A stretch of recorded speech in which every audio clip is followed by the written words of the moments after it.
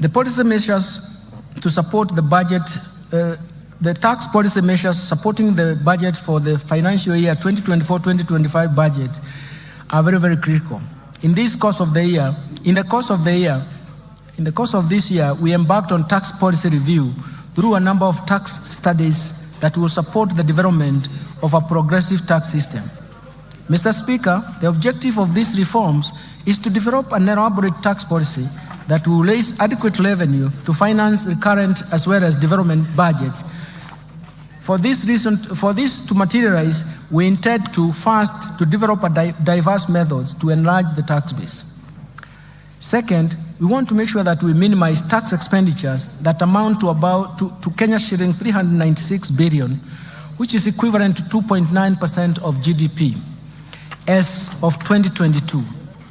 Of the Kenya shillings 396 billion, 63.1% of it is on VAT refunds alone on zero-rated final consumer goods. Third, we want to create a tax system that is not only predictable to taxpayers, but also yields predictable revenues to government. Fourth, we want to develop a tax system that supports markets, that supports production, consumption, and even investments. Mr. Speaker, thank you. Mr. Speaker, the year 2024-2025 marks the beginning of these reforms through the proposed amendments in various tax laws contained in the Finance Bill 2024. Mr. Speaker, these reforms are part of a wider tax policy reforms contained in the medium-term revenue strategy, and I will shortly be providing highlights of these reforms.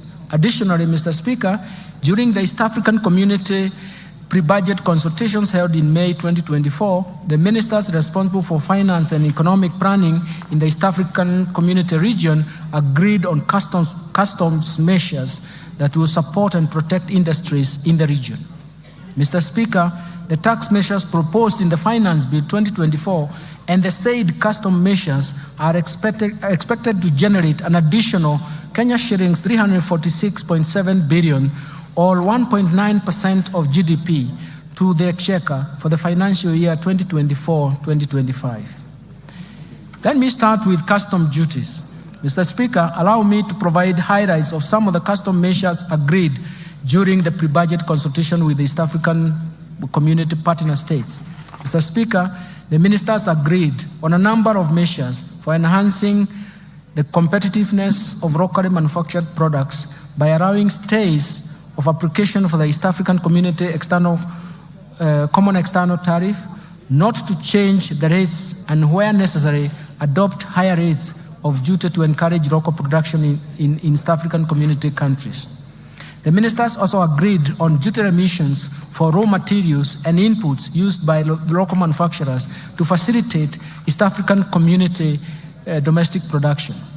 Mr. Speaker, in order to meet local demands and enhance food security in Kenya on key staple foods, Kenya was granted an extension of the current stay of application to import rice at a duty rate of 35% or $200 per metric ton, whichever is higher, for 1 year, instead of East African Community Common External Tariff rate of 75% or $345 per metric ton, whichever is higher. And also, Kenya was allowed to import wheat at a duty rate of 10% instead of 35% for 1 year under the EAC, East African Community Duty Remission Scheme. Mr. Speaker, Kenya has a strong assembly of electronics industry, including mobile phones. In order to further open up the ICT sector to more investors, Kenya requested for duty remission on inputs for manufacture and assembly of smart telecommunication devices, including mobile phones, laptops, and tablets. This request was granted. Mr. Speaker, the local assembly of automotives continues to facilitate job creation with positive ripple effects in other supportive sectors, especially in the manufacturing of spare parts. In this regard, Kenya continued to develop capacity in the assembly of prime movers, road tractors, trailers, to meet both local and regional demand. In this In order to safeguard this capacity, Kenya was granted a stay of application of East African Common External Tariff rate of 10% to apply a duty rate of 25% for prime movers and 35% for traders for 1 year. Further, in order to continue supporting the assembly of motorcycles in the region, East African community ministers in this regard agreed to extend the duty remission on importation of raw materials for the manufacture of parts used in the assembly of motorcycles, including leaf springs and wiring harness. In addition, ministers agreed to extend duty remission for completely knocked down kits for assembly of motorcycles at the rate of 10%. Mr. Speaker, the growth of investment in metal and allied subsector has enhanced the capacity to manufacture various iron and steel products in the region. To safeguard the gains in this subsector, the ministers agreed to retain the duty rate at 35% with the corresponding specific rates for imported iron and steel products for a further 1 year. In order to promote and protect textile and apparel sector, which is one of the 9 bottom-up economic transformation agenda value chains prioritized in this budget, Kenya was allowed to apply a rate of 25% on selected fabric products with corresponding specific duty rates in order to curb undervaluation and under-invoicing of imported products. Further, to ensure competitiveness of textile products that are produced locally in sufficient quantities, Kenya was granted a stay of application and will apply a higher duty of 35%. Mr. Speaker, in order to reduce production cost of animal feeds, Kenya was allowed to extend importation of inputs for manufacturers of animal feeds duty-free under the East African Community Duty Remission Scheme. Mr. Speaker, leather and leather products is one of the value chains under BETA. Kenya has sufficient supply of hides and skins to meet the demand from local manufacturers of leather and leather products. In order to promote this industry and enhance incomes of our pastoral farmers, the ministers agreed to retain a stay of application of duty import on imported leather bags at 35% for Kenya. Mr. Speaker, I have just highlighted a few of the customs measures agreed by East African Community Ministers of Finance. The complete list will be gazetted by the East African Community Secretariat and will become effective starting 1st July 2024. Let me now turn to the finance bill, Mr. Speaker.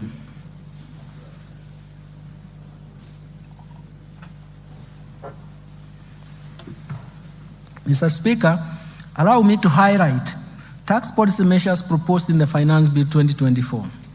I will begin with the proposed amendments to the Income Tax Act, followed by Value-Added Tax, Excise Duty Act, Tax Procedures Act, and Miscellaneous Fees and Levies.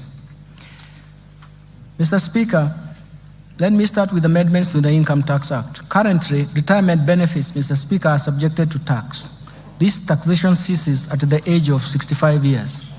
In order to support the retired employees, I propose to amend the Income Tax Act to exempt all retirement benefits paid from the Registered Pension Fund, Registered Provident Fund, Registered Individual Retirement Fund, and National Social Security Fund and the Public Pension Scheme upon attainment of the retirement age. Mr. Speaker, for the individuals who take up early retirement, this exemption will only apply if the individual has contributed to the pension scheme for a period of 20 years from the date of registration as a member. Mr. Speaker, in addition, the annual limit of pension contribution that is exempt from tax is 30% of the individual income, or Kenya shillings 240,000, whichever is lower.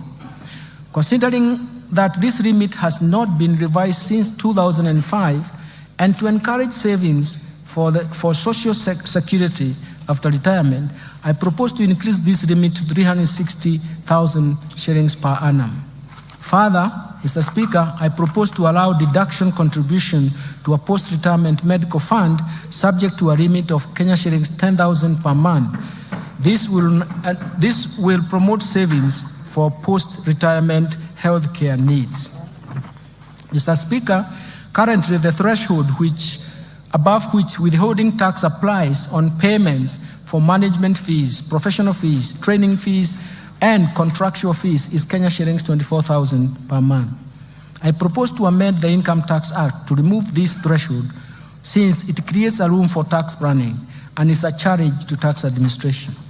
Mr. Speaker, despite the Income Tax Act providing a corporate tax rate of 30%, some taxpayers pay tax at an effective rate of less than 15%. This is due to vigorous tax planning and tax incentives provided under the Act. To prevent this practice, I propose to amend Income Tax Act to introduce a minimum top-up tax payable by a multinational group with a consolidated annual turnover of euro 750 million, whose effective corporate tax rate is below 15%. Mr. Speaker, the spectrum of license fees paid by telecommunication operators are currently not tax deductible, creating unfairness in the tax system. In this regard, I propose to amend the Income Tax Act to allow telecommunications network operators to deduct the spectrum licenses fees over a period of 10 years. Mr. Speaker, advanced pricing agreements have emerged as a valuable tool for preventing tax disputes related to transfer pricing of cross-border transactions. In this regard, I propose to empower the Commissioner to enter into advanced pricing agreement with taxpayers engaged in transactions with related entities. Mr. Speaker, to attract international financial investors in Kenya and reinforce Kenya's position as a regional financial hub, I propose to reduce the rate of capital gains tax from 15% to 5% for firms certified by the Nairobi International Financial Center of Origin. Mr. Speaker, a transfer of property between an individual and an entity where the individual holds 100% shareholding does not constitute a gain. In this respect, I propose to exclude from capital gains tax this kind of transfer. Mr. Speaker, the Digital Services Tax was introduced to prevent tax-based erosion occasioned by migration of traditional businesses from physical shops to online platform that is not feasible by the Commissioner of Tax by the Commissioner for Tax purposes.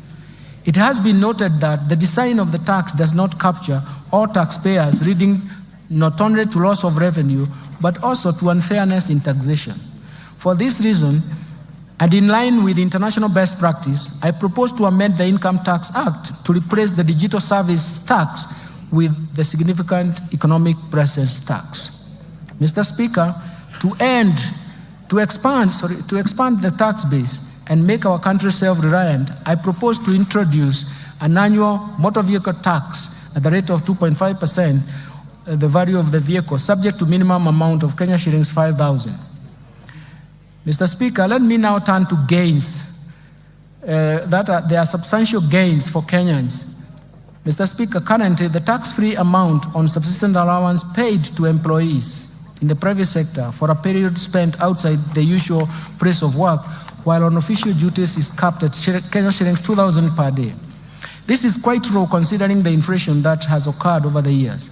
To cushion employees in the private sector from high cost of living, I propose to review the threshold to an amount not exceeding 5% of the employee's monthly gross earnings. Second, Mr. Speaker, the affordable housing levy and pay as you earn are calculated from the same base, leading to double taxation. To address this, I propose to make the housing levy deductible expense. This means that there is a tax savings for Kenyans and therefore affording Kenyans more money in their pocket. Mr. Speaker, in order to encourage Kenyans to continue constructing their own houses, I propose to increase the limit of interest payments that qualify for mortgage relief from Kenya shillings 300,000 to Kenya shillings 360,000 per annum. Let me turn now, Mr. Speaker, to amendments to the value-added tax. Mr. Speaker, I will now highlight the amendments of the value-added tax. Mr. Speaker, currently the registration of VAT is a requirement for a person who makes taxable supplies of Kenya shillings 5 million or more. This threshold was last reviewed in 2007. In recognition to the effect of inflation over the years and to enhance efficiency in tax administration, I propose to increase the threshold to Kenya shillings 8 million. Mr. Speaker, the VAT Act allows taxpayers making both taxable and exempt supplies to claim input tax where the proportion of exempt supplies is less than 10%. This has led to tax planning and hence loss of government revenue. To address this, I have proposed the removal of the threshold so that only the input tax relating to taxable supplies are deductible. Mr. Speaker, in support of the government's effort to combat malaria, I propose to remove VAT on mosquito repellents and raw materials used in the manufacture of repellents. This will encourage local production of the repellents. Mr. Speaker, tax expenditure was estimated at 393.6 billion, or about 2.9% of GDP for the year 2022. Of this amount, VAT tax expenditure amounted to 248.3 billion, or what is 63.1% of the total estimate of tax expenditure, which is a large erosion of the VAT tax base. Mr. Speaker, tax expenditure creates avenues for revenue leakage and thus denying government the revenue to support key priorities that benefit majority of Kenyans, of the citizens in Kenya. Recognizing the importance of tax expenditure in the promotion of investment and addressing welfare challenges in the economy, and in line with the medium-term revenue strategy, I propose to rationalize the VAT tax expenditure as provided for in the VAT Act in form of exemptions and zero rating based on the following criteria. First, that goods currently exempt be subjected to VAT. Second, zero-rated finished goods and consumer goods and services be exempt from VAT. Third, zero rating be restricted to goods and taxable services meant for export. Based on the above, Mr. Speaker, based on the above criteria, Mr. Speaker, I have proposed several amendments to the first schedule of the VAT Act in order to move some goods and services from exempt to VAT status. In addition, I have also proposed amendments to the second schedule of the VAT Act so that we can move some of the goods and services from zero rating to either exempt status or VATable. This rationalization is expected to expand the VAT tax base and create fairness in taxation. Let me turn now to amendments in the Excise Duty Act. Mr. Speaker, the tax measures are proposed under excise duty. I propose to change as follows. I propose to change the due date of payment of excise duty on alcoholic